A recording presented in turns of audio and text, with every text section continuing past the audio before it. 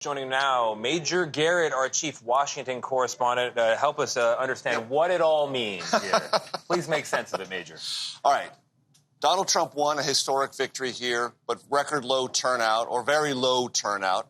That still is a momentum builder for Trump, and it answers one question the Trump campaign wanted to answer emphatically in Iowa. Is the party ready to move on from Trump? No. That's what the Trump campaign will say.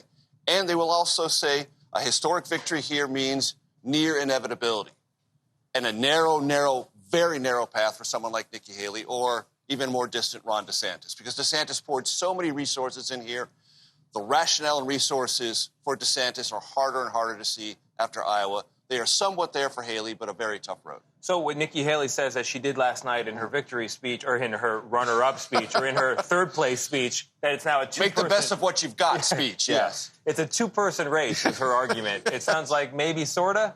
So look, does New Hampshire lay down better for Nikki Haley than Iowa? Absolutely. She wasn't organized here. She was a late arrival, essentially. Getting a respectable third is okay for Haley.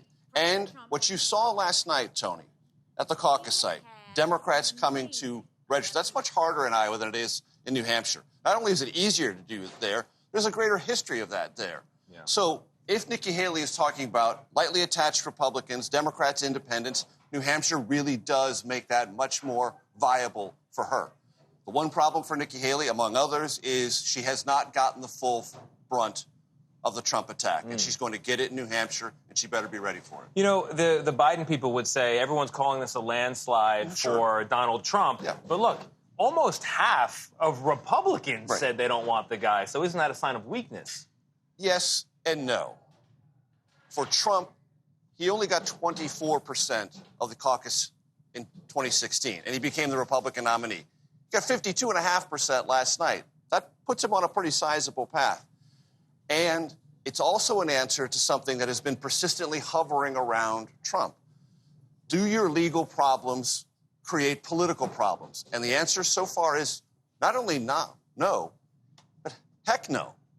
They just don't. They create a rallying effect that is almost as potent as the general Republican satisfaction with him as the incumbent former president that they well remember.